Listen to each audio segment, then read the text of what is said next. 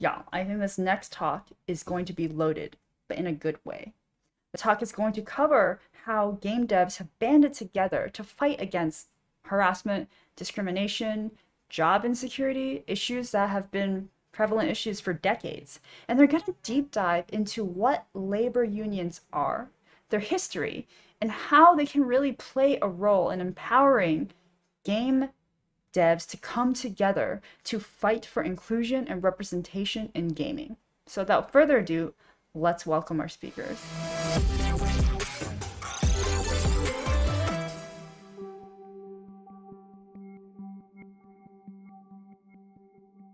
Hi, everybody. We are from Game Workers of Southern California. We're a group of game devs and allies who believe in the importance of unionizing and worker power. We participated in walkouts and protests in support of labor and provided a place for folks to learn more about organizing. Hi, I'm Yui Un, pronouns he, him. I'm an independent game developer and teach game design at UC Irvine. I'm Julie, pronouns she, her. I'm a QA analyst and UX, UI designer in the gaming industry. I'm Roland, pronouns he, him, a game programmer and sometimes an artist. So, what's the state of diversity in the game industry? Looking at the numbers, we're still seeing a largely white, straight, and male workforce, with every other background quite literally marginalized on the chart. This leads to a lot of missteps, not just in how marginalized people are represented in games, but how people who work in games are treated. Those missteps often manifest in mistreatment of those same marginalized workers within the company.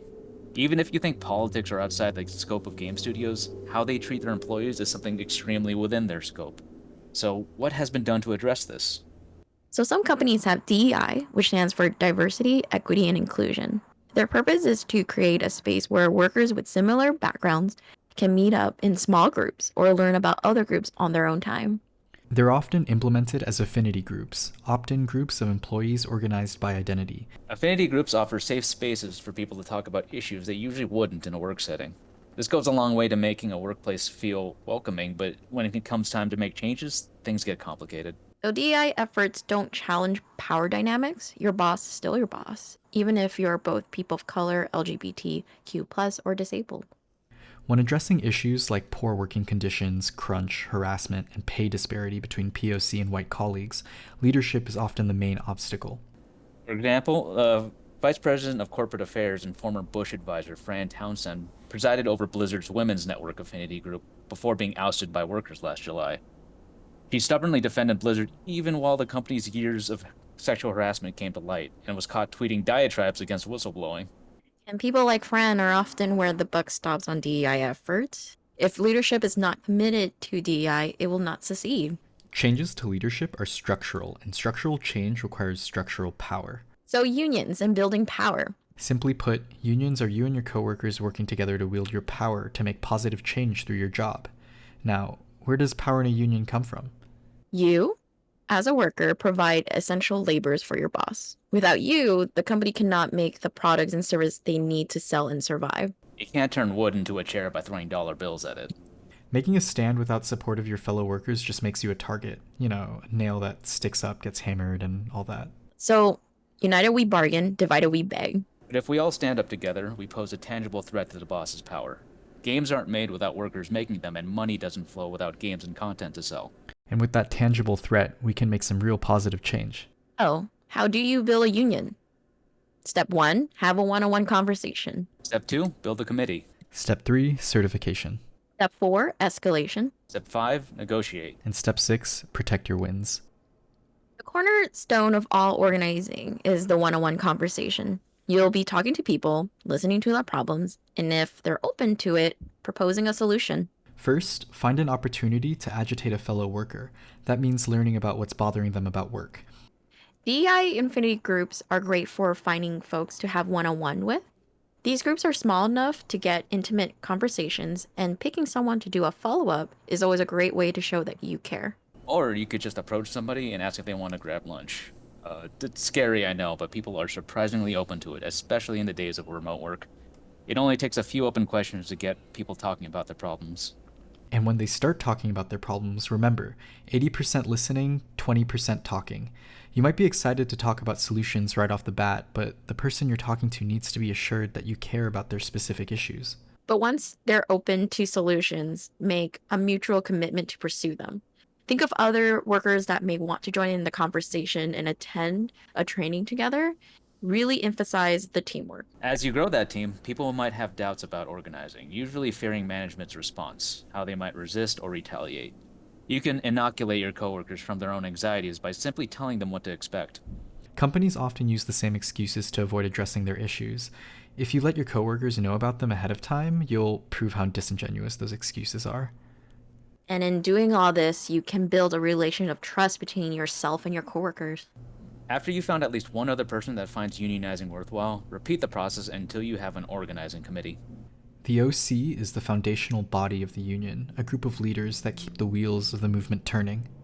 You probably found out how difficult getting that first accomplice was during your one-on-ones, so when expanding, you'll need to spend your time and energy wisely. Create a social map of your coworkers, find out who is friends with who, where the cliques are, and what department they're in. If you're working remote, maybe there's a Discord where employees hang out in their off time. Find out if there's a group playing FF14 or Apex together. And if you've returned to the office, find out who sits within an earshot of the boss, who spends all their time in the break room, etc. With this map, you'll decide who in your union is best suited to approach which workers for one-on-one conversations. As you do this, try to find social leaders, people who have the respect of other workers, because if you get them on board, you'll have an avenue to organize the workers they are close to. But avoid bosses with hiring or firing power. They might be leaders, but their responsibility is to the company, not to you. Your OC will make up about 10% of the eligible workforce, but for it to be effective in making positive change, it needs to represent the workplace as a whole. Strive to have people from every discipline, every department, and every cultural background so your union can address as many of the issues of your fellow workers as possible. Especially in the game industry, it's easy for your committee to become really white if you're not careful. Speaking from experience, this might make it harder to reach some people of color, either because your community members aren't confident in how they can engage with POCs. Or people of color might keep their distance, thinking it's just another white thing. That's why it's important to consider diversity from the very beginning. Don't do the boss's job for them, and you shouldn't let them divide you. You'll be doing all this on top of your regular duties as an employee, so you'll need to share that load. Empowering your fellow workers by giving them small tasks to start off with, attending an organizer training, or coming to a union social event, for example. It's important that you make those asks concrete with a defined time frame. 1, so things can get done, and 2, your fellow workers can feel them get done. Over time, you can ask them to take on bigger tasks like running meetings or doing one-on-ones. Build them up to be leaders in their own right. And in doing all this, you'll be creating a culture of care. Ultimately, we do this because we care about the people we work with and about the work we do. Try to be aware and accommodating of your union siblings' well-being, and they'll do the same for you. This is emotionally taxing work, but the relationship you build will guarantee it will be deeply rewarding work as well. Find your ride or die. As you're building your committee, you'll be reaching out to the entire company, having one-on-ones with as many workers as you can reach. Not all of them will be invested enough to join the OC, but there's a good chance they'll be willing to sign a card in support. Once you're confident you've secured the support of at least half of your company, you can seek certification. There are 2 main ways to attain certification. First is voluntary recognition. This is when your union approaches management with your intent to unionize, with at least 50% plus 1 support, and management agrees to enter negotiation with you. Back in June, VR company TenderClaws unionized and won voluntary recognition after approaching management with 100% support from the workers. A phenomenal accomplishment and the best case scenario for a campaign. However, if management refuses to recognize your union, you can trigger a National Labor Relations Board or NLRB election. This is when your union can file a petition to the federal government for a vote, and the workplace as a whole must vote on whether or not they want to officially unionize. This is when you'll need to hustle. In the time between the petition and the election, the companies will often engage in union busting tactics to dissuade the support. They might promote individual workers to defy organizing, retaliate against organizers, and distribute anti-union propaganda. All of this is illegal, but that doesn't mean they won't try. After a massive layoff last year, the QA department of Raven Software, a subsidiary of Activision Blizzard, petitioned an NLRB vote. Management responded by shuffling the QA testers across different departments to dilute organizing. They claimed it was for better team integration, but it was really obvious to the organizers what was happening. But this past March, they won the election anyway, with a landslide of 19 out of 22 votes in support of the union. Bosses would spend millions on union-busting tactics to derail votes, but that doesn't mean you're defenseless. They spend all this money to create fear in their workers. We gotta wonder why they're so afraid of unions. That money could have been used to pay their workers a higher wage instead. When your company engages in union-busting tactics, you need to meet their attacks with an appropriate counter, and you have a huge toolset at your disposal. For example, salary surveys undermine the pay disparities companies use to pay marginalized people less for the same work. Work to rule lets you slow down production by abiding by laws and policies that usually go ignored. For example, if your boss is suggesting you work extra hours, your union can organize a pencil down action. This means everyone clocks out at 7 p.m. no matter how much management pleads. You can march on the boss and just pile into their office or Zoom meetings with your union siblings in attendance. Or do the same on the streets. Make noise with a walkout and draw attention from the press. And if you time it just right and you have your walkout during a critical crunch period, for example, that can mean some serious cost for the company. And if they still won't budge, exercise the full extent of your power as a worker and collectively withhold your labor with a strike. After gaining voluntary recognition or surviving the NLRB election, you could finally enter bargaining with your employer. This is when you negotiate the changes you'd like to see in your workplace and address the issues you've encountered while having your one-on-ones. These contracts will often include better benefits and pay, but you can also demand better protection from harassment and more diverse hiring practices. So those DEI groups we talked about before, the issues they bring up and the solutions they find can be written into the contract. Unions give DEI the power to make demands and win them. Step 6. Protect your wins.